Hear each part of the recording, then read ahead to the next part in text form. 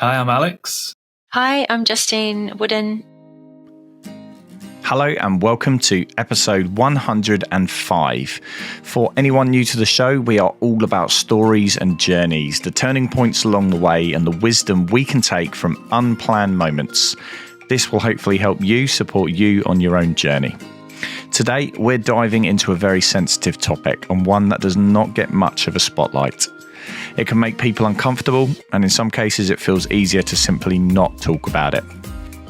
Today, we are exploring the mental health and suicide prevention space. Myself and my two guests, Alex and Justine, all wear different hats in this space, but it's a rich and engaging discussion.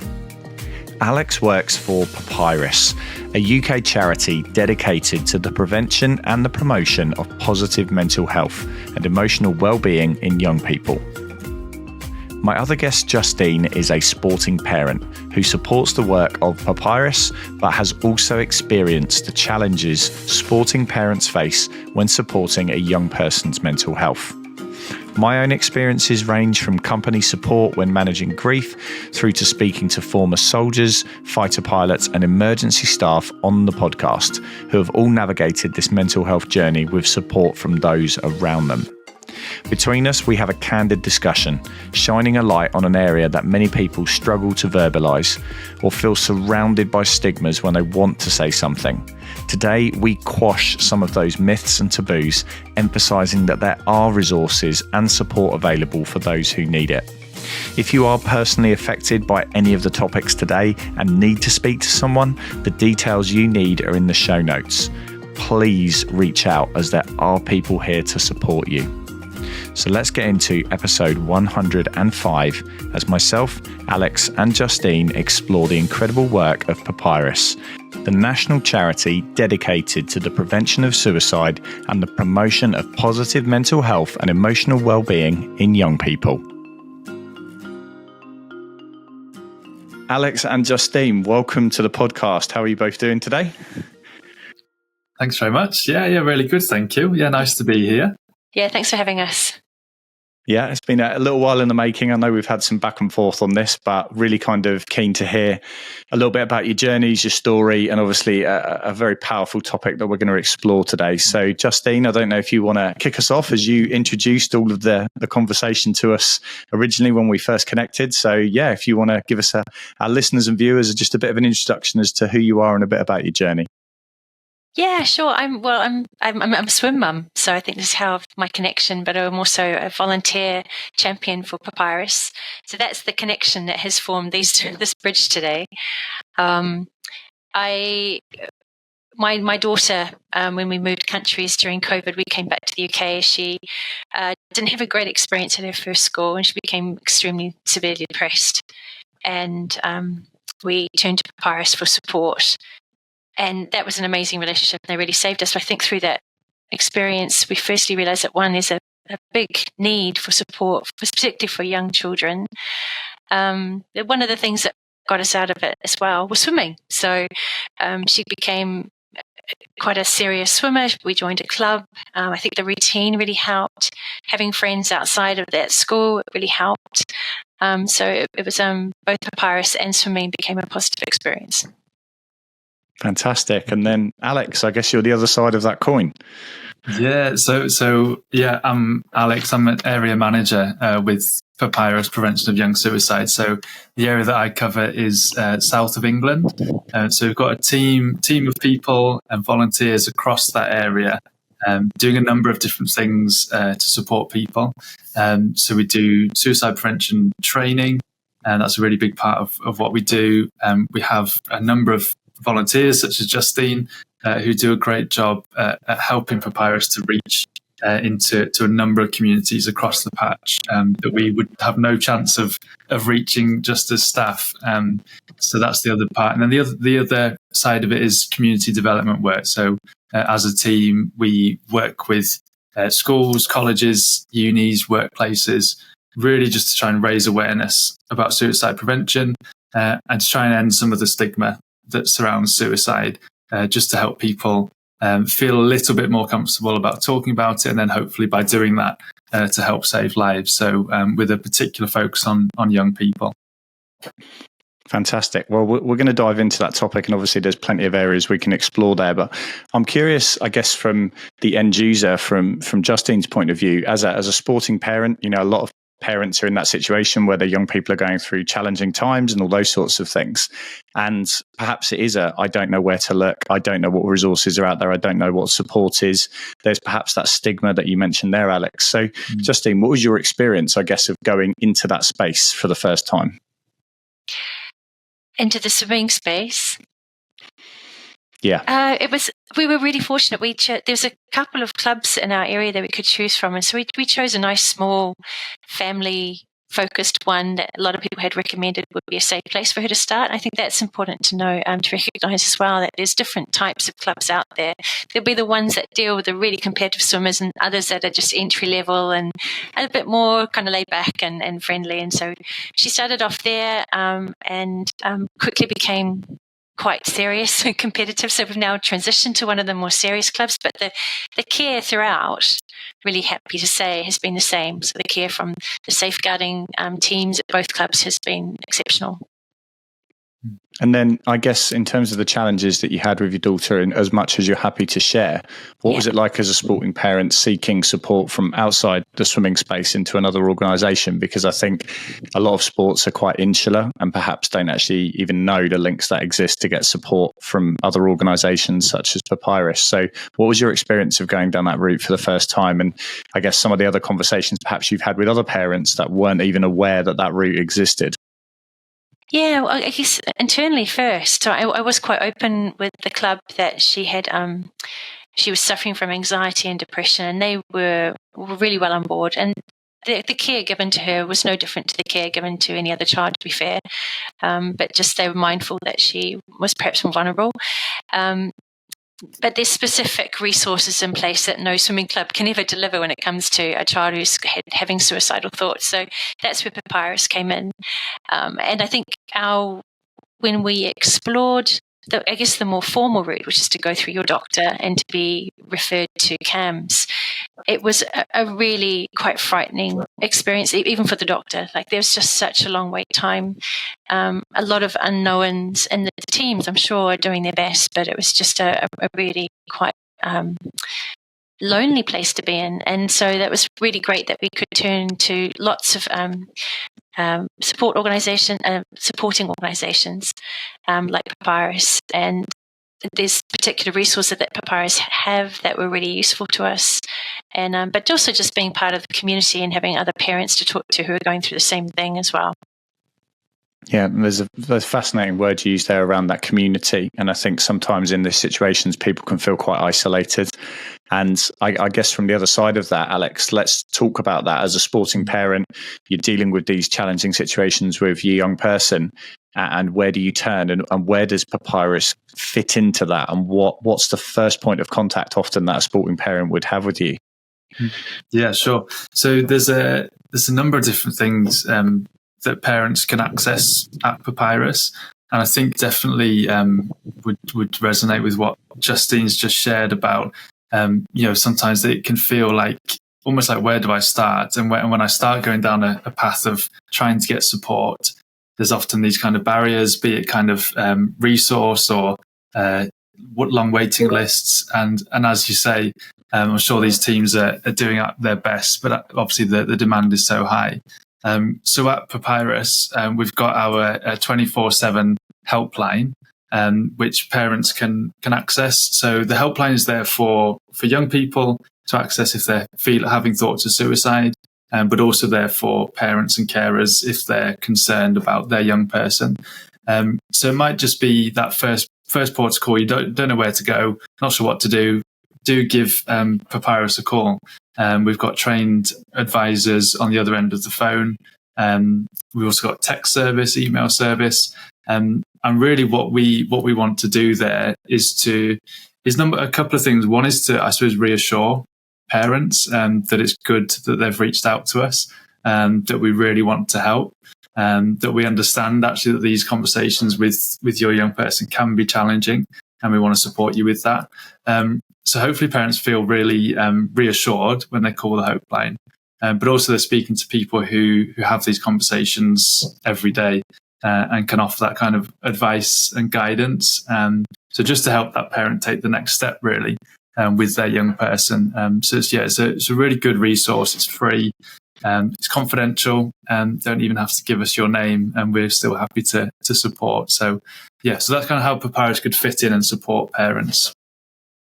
Fantastic. And I guess having experienced that, Justine, from your point of view as a parent, what were perhaps some of the, I guess, maybe concerns or perhaps some of the acknowledged stigmas that you'd have around that area, whether it was yourself or through, I guess, some of your parent cohort that you sit in your sporting galleries, if you like? What were some of the concerns or worries that you had perhaps before you even started down this route? Because I think a lot of parents, obviously, it's a fear of the unknown. It's an area that they've not perhaps delved into before. And what if I say that? And what does that lead to? And what does this look like? And there's so many unknowns there. So what was your experience like of that? The actual experience was quite frightening. I guess I'll focus on a few of the things that perhaps are less triggering. But I think one of the things that I found interesting, maybe it's coming into myths, was that I thought I was alone. And I found it really fascinating, Kevin, when I did one of your courses, when you have that breakout session with the parents talking about health, and one asked how many parents spoke about that their children had got into swimming because they had been depressed or they had various issues, and swimming helped them to have a much more of a healthy outlook on life. So that was a big eye-opener for me, that, this is not just me. I'm not the only one whose child's got into swimming for a healthy reason. And I think that was one of the reasons why I formed that connection between Papyrus and you. I think there's other myths as well, and that people think, it's young children can't possibly be depressed. But my daughter was 7, 8 when she first wanted to end her life, and it's not just something that affects older children. It can be quite young children. So I think that's another myth that I was quite keen to bust in my work with Papyrus. And another one which I heard quite a lot from people was, it's just attention seeking, she'll grow out of it. But actually she was quite calm in that headspace, that she wasn't enjoying her life at the moment, and her logical brain was thinking that the only way out was to just end my life. And I think what we can do, what I now know to do with Papyrus is tracking out a different path, that there's a different logical pathway through that. Yeah, life is difficult right now, but here are the tools and the pathway to get you out of that place. But I think a lot of, especially very young children, they don't know that there's alternatives. They just think, well, don't like this, I'm going to leave, which seems quite logical, I guess, for a kid, but we need to support them in finding a better route. So those, I guess, the three main things that. Fantastic. And, thank you so much for sharing those. And I think that's a really powerful thing for a lot of parents to hear, that it does affect a lot of young people further down. And obviously you alluded to the challenges of the pandemic. Especially a lot of sports people who had sport taken away from them suddenly had a massive loss of identity, and very sadly that was a challenge that was felt up and down the country and obviously across the globe in many different sports. But I think it is that taking that first step and busting through some of those myths and perhaps preconceptions of what might be out there. I think it almost feels for a lot of people like a taboo subject, where just talking about it is actually something we can't do. And I think if we talk about the wider mental health space as a whole, we've had some incredible people on the podcast over the years. We had a fire station chief come on and talk about what that was like, being in quite what would deem to be a macho role, and actually how it was that he was struggling off the back of a lot of things. We had a soldier who talked about his experiences in Afghanistan, and actually the first step was the hardest part. It was almost that they'd built a wall in front of them because of some of the socially accepted norms of how we approach these conversations. And I'm really curious, I guess, from Alex's point of view, seeing this across the whole of the organisation, what are some of the barriers that you've come across that stop people getting in touch in the first place, and then you hear about it almost it is too late at that point? I think there's things that we've already touched on there. There's still such a stigma surrounding suicide. I think in society in general, we've actually, I think, come a long way in terms of mental health, well-being, feeling perhaps more comfortable talking about those things in general. But I feel there's still that step we need to take to feel as though talking about suicide is okay. It just feels like we've gone so far with mental health well-being, which is brilliant, but we still need to tackle suicide as a stigma. So I think a couple of things that will be barriers. I think one is that people, understandably, just don't want to touch the subject, just don't want to go there, don't want to have to think about suicide, don't want to talk about it. I won't know what to say. Will I say the wrong thing if I talk about suicide? All of these things, I think, are barriers that people have to actually engaging with the conversation. And I think there's something that Justine said that kind of twigged something in my mind as well, is that often young people are ready to talk about suicide. Often it's the adults who are the barrier to talking about suicide. Sort of in our minds, we think, we could never talk to a young person about this. What if we, one of the big myths is, what if we put the thought in their head of taking their own life if we talk about suicide? But actually, if we talk about suicide sensitively and directly, actually the opposite is true. We'll actually save more lives if we talk more about it. So I think there's a number of barriers, and often it's, as I've just said, it's often the adults. And when we're talking about young suicide, who can be the barrier?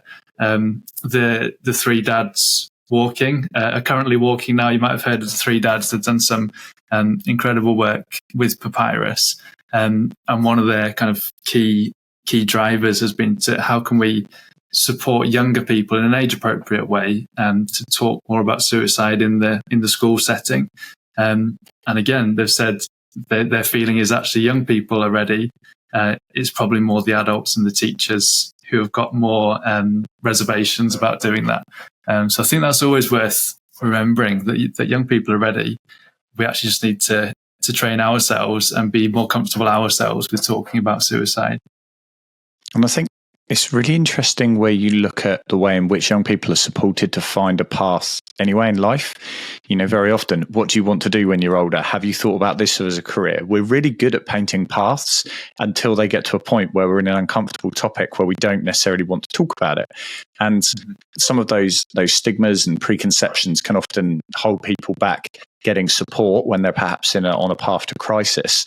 But actually, you go back a step and actually say, well, do people need to get to that stage? Could we get to a point where even in the earlier stages of mental health decline, somebody is comfortable enough raising their hand to their parents, to their teacher, whoever it is, and the system is in place to say, let's nip that in the bud, instead of the other way round, where actually it almost gets to crisis before anything's done.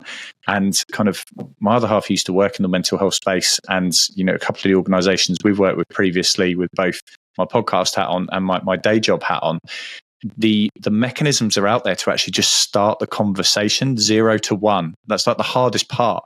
Once it's out there, that pressure, whether it's from the parent, whether it's the teacher, whether it's the person themselves, gets lifted because they've taken the first step. And then often the path that they need in terms of support could be very simple and easy to access straight away. It might be something that's a little bit more complex, but actually it's that first step. And we're nervous about that. Was it 1 in 3 people, even if they know that the step they're going to head to will help them, would rather stay with what they know than step outside that comfort zone.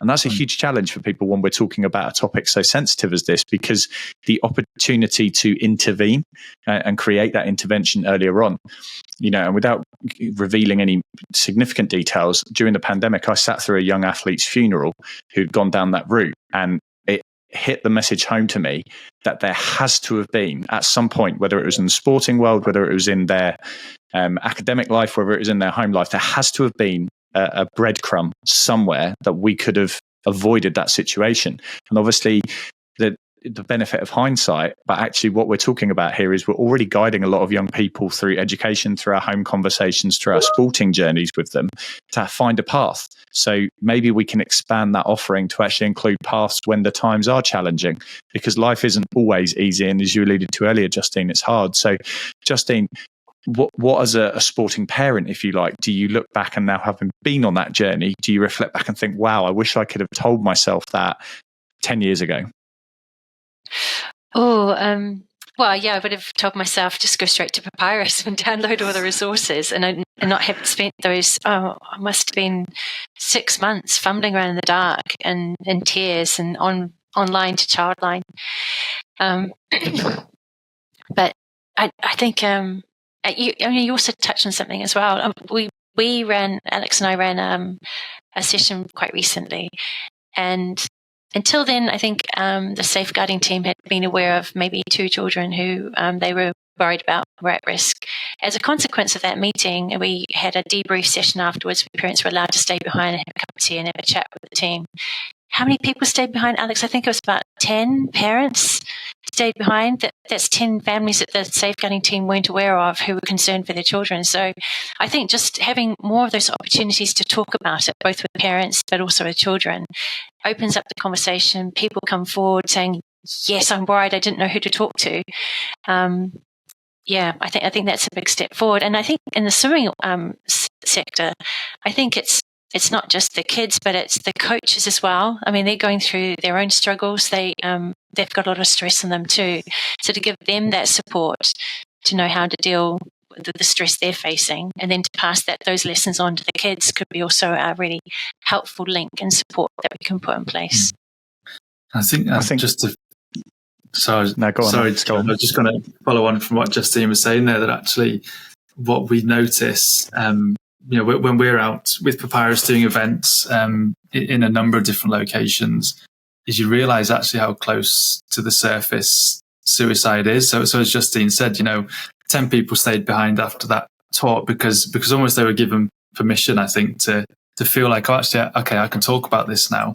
And we find that when we go out to events that, people will come and chat to us at a stall. And, a couple of lines into a conversation and they're talking about their own experience of either, their own thoughts of suicide or perhaps a suicide bereavement they've experienced. And so, I guess it shouldn't surprise me anymore, but it almost does still surprise me of, again, how close to the surface it is. I was talking to a taxi driver the other day, and he was asking, what do you do? So I said, I work for Papyrus Prevention of Young Suicide. And again, almost straight away, he was talking about a friend who died by suicide. So I think, as Justine said, it's actually, if we can create this space where people feel actually, okay, I can talk about this, then that's really helpful. And you realise how much it is impacting so many individuals that we come into contact with, perhaps more than we realised. Yeah, and I think, being frank about it, life is hard. Whether that's for young people finding their way in the world or for parents trying to make ends meet at the moment and the pressures that certainly life in the UK has been throwing at them over the last few years, life is really, really hard and we're only human. And I think there is that perhaps historical British stigma of, grin and bear it and let's carry on. And yes, you have days where you do just plow on. But there comes a point where actually over a period of time, it becomes debilitating, but you feel like you've gone so far down that track that actually being able to put your hand up and go, I'm struggling, or what somebody in my circle is struggling. And I've listened to, a number of incredible, I guess, ambassadors for this topic over the years. And I look at someone like Roman Kemp, who I know speaks quite openly on the subject, having lost his producer to it a few years back. And he went and visited a lot of young people on a talk about the topic. And you giving them permission was the phrase that stuck out to me when I watched his conversation was, if you normalize the subject, you're not normalizing the people taking their own life. What you're normalizing is people to express how they feel. And if they express their feelings earlier, there's a very good chance they won't then end up feeling like they're on their own. And the only path out of that situation is that horrible outcome. And I think I do look back now, and I hope, as I guess a more mindful young man, that I'm constantly reaching out to people within my friendship circles, with my family that I know are in that rough place. Because yes, it might just be they're having a rough week, a rough month, whether that's a relationship problem, whether that's a job problem, the kids aren't sleeping well, whatever it is. But recognizing A, that we're all human, B, we all do need help sometimes. But I think for a lot of people on the other side of that, but where do I start? And where, again, sorry to keep kind of dropping different questions on you, but I guess, Alex, from your point of view, when when people reach out, do you find that they've done that at the first possible chance, or do you almost feel like it's been something that's been going on for so long behind and they've not known where to look, or they've not felt confident enough to reach out?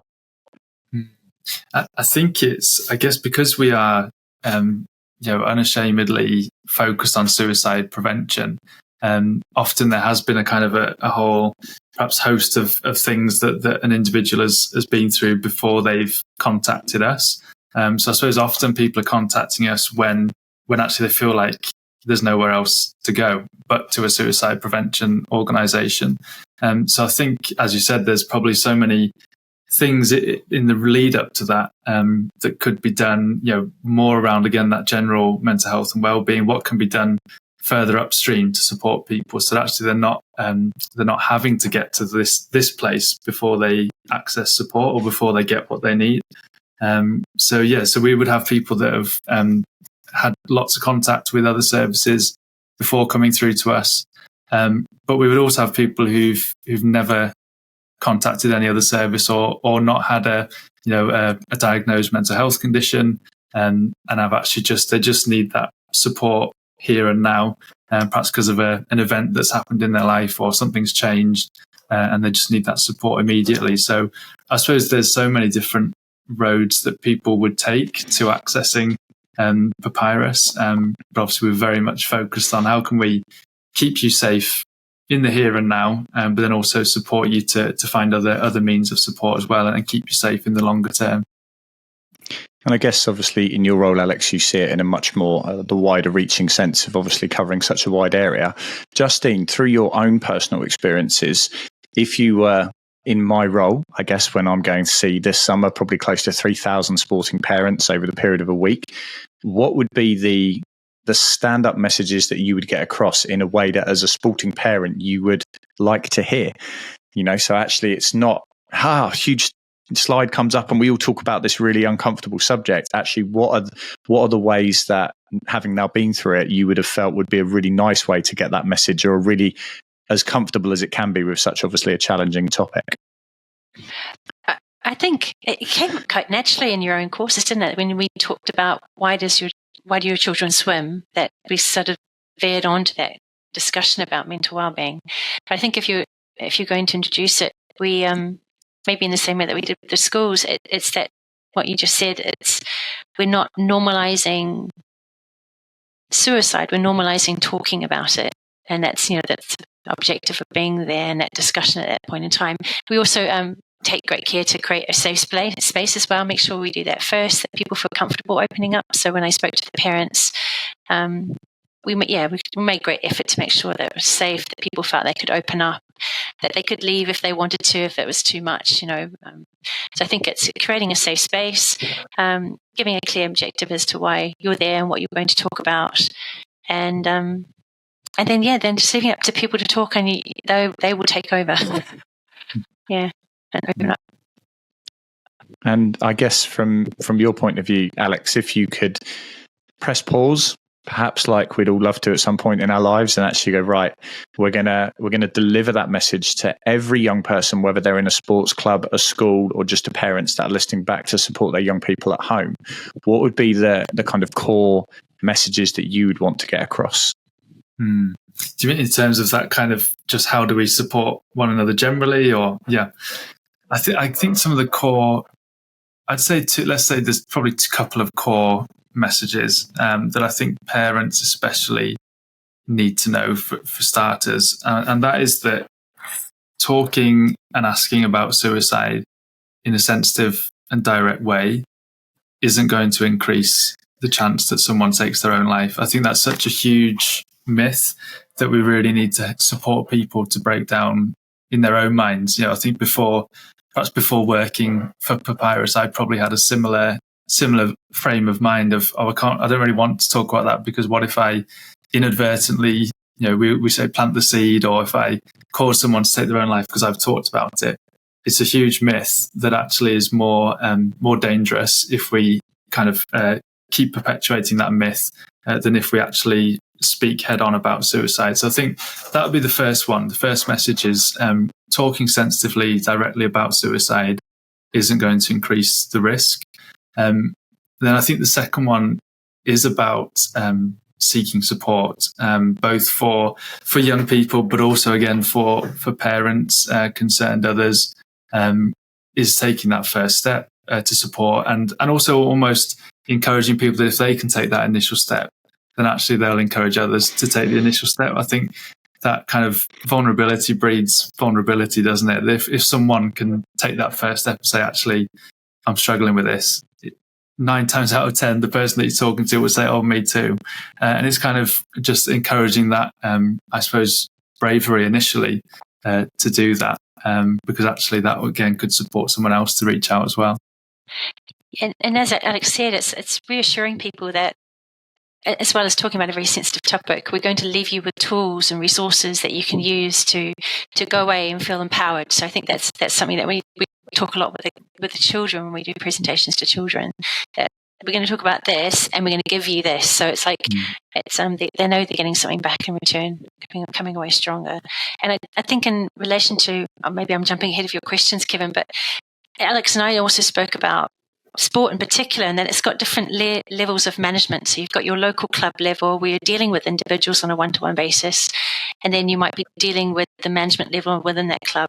But then you come up to a higher level, like a national level within the sporting organisations as a whole body, and that's more of a policy intervention. So Papyrus does the whole range, from both dealing with the individuals and making sure that individuals feel supported, to training up local organisations that they can understand the issues and understand the resources that are available, to then at a national level providing support on policies, helping a sporting organisation, for example, readdress perhaps some of their policies around mental wellbeing and suicide prevention. So I think it's that whole tiered structure. It's attacking things at all the different levels. Mm. And I think for people out there in a position of responsibility, and they, like, when we're talking about this, I guess, in that personal experience, but there might be a coach or a teacher or a manager out there going, I've never even thought about that with my workforce, with my students, with my young athletes. And like you say, there's a whole range of resources available. And now Alex kindly sent me a lot across, which obviously we'll distribute and make sure they're linked in the show notes. But for a lot of people out there, it might not be a prominent subject for them right now, but it might be at some point in the future, or for somebody under their care. So yeah, I just wanted to kind of throw that in. Alex, I know you were going to jump on that point. No, I think you've just hit a really good point again. And another message that we should be giving is that suicide doesn't discriminate. That there are particular risk factors when we're talking about suicide, but I don't think any of us should be so flippant as to think, oh, that will never happen to me or to the people around me. Is to actually have that understanding that it could actually happen. Things, as we've been talking, life is hard. Something might come up that perhaps brings on those thoughts of suicide. So it's having that message of actually it can happen to any of us. So also with that, try and be prepared. So have those tools at your disposal. Not that you're always having to look at them every day, but that you know where they are if you need them, rather than just kind of disregarding it and not wanting to touch the subject. At least educate yourself a little bit so that if you do need it, you've got it when you need it. Because we often, as we've said earlier on, we often hear about the support that's needed once there's been a suicide. It's one of the kind of saddest things that we have at Papyrus is people or settings will give us a call and say, we've just had a suicide. What support can you offer? And it's, trying to encourage schools and other settings and people to start thinking about this ahead of time, so that we don't have to get to that point before we start the support. So, I think it's having that balanced view that this can happen to anyone in any community, but that we've got the tools alongside that to support. It's fascinating, the point you made there around not waiting until it's too late. And I think it's strange coming from a sporting background, because the logic when you're supporting an athlete, let's say going to the Olympics this summer, is that you'll have the trainers, you'll have nutritionists, you'll have everyone, you'll have the support team around them. But your attitude will be prevention is better than cure. But you might think of that as a pulled hamstring or an incorrect nutrition plan. But you'd never take it in your mind, perhaps from a normal, I guess, with the stigma point of view of, we don't want to ever get that phone call. Because if you put yourself in that situation of going, how hard would it be getting that phone call or that knock on the door, that would surely outweigh the uncomfortableness of actually exploring that as an area. Because then again, like you said, if you talk about it and actually give people the tools for it, there's a really good chance that you would never get that call, because they'll never get to that place. It will be nipped and supported early on. And that's not saying it's a straight line, one fixed solution. It's an up and down journey, and mental health can affect everyone across the entire age spectrum. But ultimately, once they are in some level of support service, the chance of them getting to crisis level will reduce. And actually, I think for a lot of people out there again is that fear, which they often illogically go, it's such a big fear that I couldn't possibly tackle it. And you think, well, what's the alternative of not tackling it? Because like you said, it can come out of nowhere, and no one wants that phone call. So I'm mindful, obviously, I've done quite a lot of talking and explored some of the areas that I wanted to dive into, but with both your different hats on, Justine, I don't know if there's anything specific that you want to talk about that we've not explored yet, and then obviously the same for Alex as well. Only one other little thing I think for me was that, so I didn't quite finish the journey, did I? But so my daughter started off with swimming being part of her wellbeing, and then she became increasingly competitive, and now entering into this world where it's really competitive. There's a lot of stress on them that they perhaps put on themselves. Maybe for some swimmers it's coming from parents, from coaches, and so it's. I think one of the things that Alex and I have spoken about is supporting, because we're particularly focused on sporting organisations at the moment, supporting that young person through that first entry point where it was a fun thing to do to where it now becomes really competitive and stressful, but making sure that they're supported throughout the whole journey with different resources along the way, and that the coaches are also supported to know when to, okay, now they become competitive, we need to talk about this sort of focus on well-being. So I think, it's just keeping in mind the whole journey that a young sporting person could go on. Fantastic. And what about you, Alex, from kind of your experiences?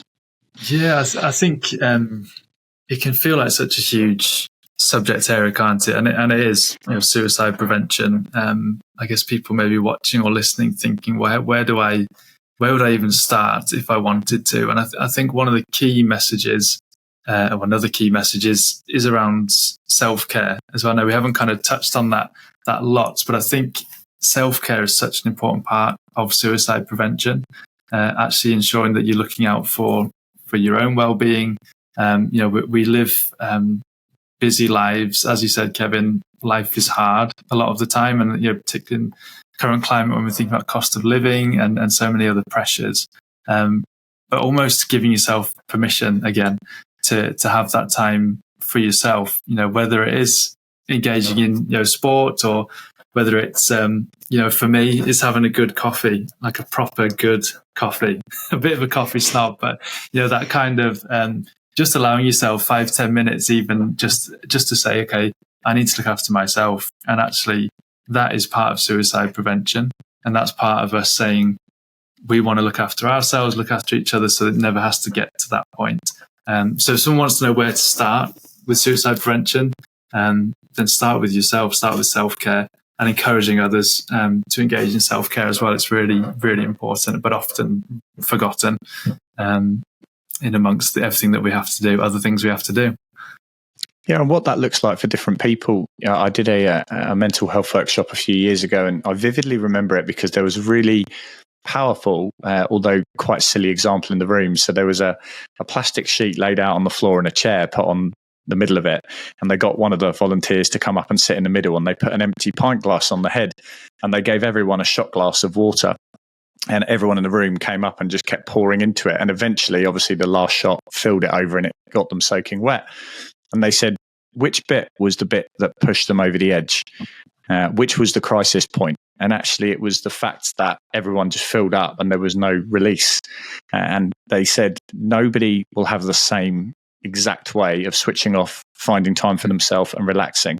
But the key thing is, if you don't, you will overflow. And that might not be crisis. That might just be in the fact that you get ill. You actually just get physically run down and you might get a cold.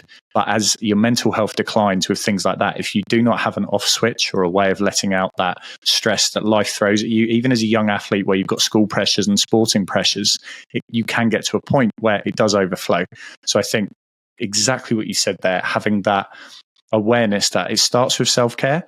And for others who are perhaps either in a vulnerable situation or young people who perhaps have not had that support or education around the subject, they might need support from their teacher, from their parent, from their coaches, whoever it is around them, to guide them of what that looks like. But I think that's a really nice point to kind of pull it all together. And I don't know if there's kind of maybe one takeaway message for each of us to kind of pull this all together, because I know you've both had very different experience of it in terms of the roles that you've been in. And I'm just kind of to add, I'm really grateful for you both coming forwards and talking about this with me, because it is a subject that perhaps in the sporting world, I think about it with my development hat on, with my coaching hat on in the years gone by, and as an athlete, I don't think at any point along that journey I had a sit down support session where that topic was ever discussed. And yet it's something that I've experienced in the periphery of my life. So I do find that fascinating. And yeah, I don't know, Justine, if you want to lead us off with kind of a point to pull it all together. Oh, pressure. I think it's just to start talking. I know that's going to sound really benign, but I think that was just so powerful when we went to one of the schools that we went to, and just by talking, we suddenly discovered a whole lot of people who need that support, and that support was there for them. So I think it's just to just start talking, to role model the self-care, as Alex was saying, either as a coach or myself as an employer or a parent, to role model that with your children, with your team, and start talking about it. Yeah, and I think for me, one of the things to tie it up is to say that there is hope. There is so much. There's so much that we talked about today that is really difficult. That sadly, we know that suicide is real, and we should acknowledge that. But there is hope. There's so many support organizations out there. There's so many people who are ready to talk, who are ready to support. I think one of the other key things is, we're talking about sport, and a lot of people enjoy sport.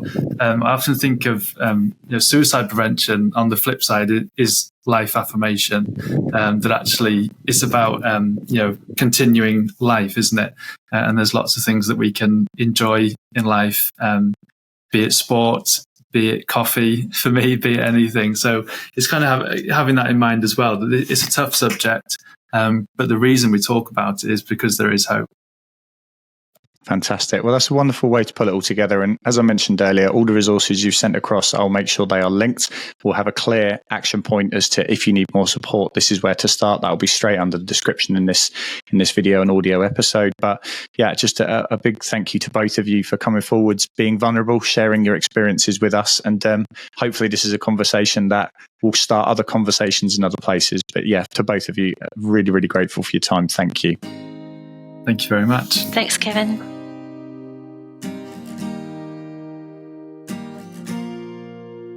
Thank you again to Alex and Justine for joining me for today's interview. You can connect with Papyrus via the links in the show notes. As mentioned at the start, if you are personally affected by any of the topics today and need to speak to someone, the details you need are in the show notes. Please reach out, as there are people here to support you. I hope you've all taken something from today's interview, and if you haven't already, please hit subscribe however you're joining us. Thank you for being part of the Rogue Monkey podcast community, and hopefully you can join us for another episode very soon.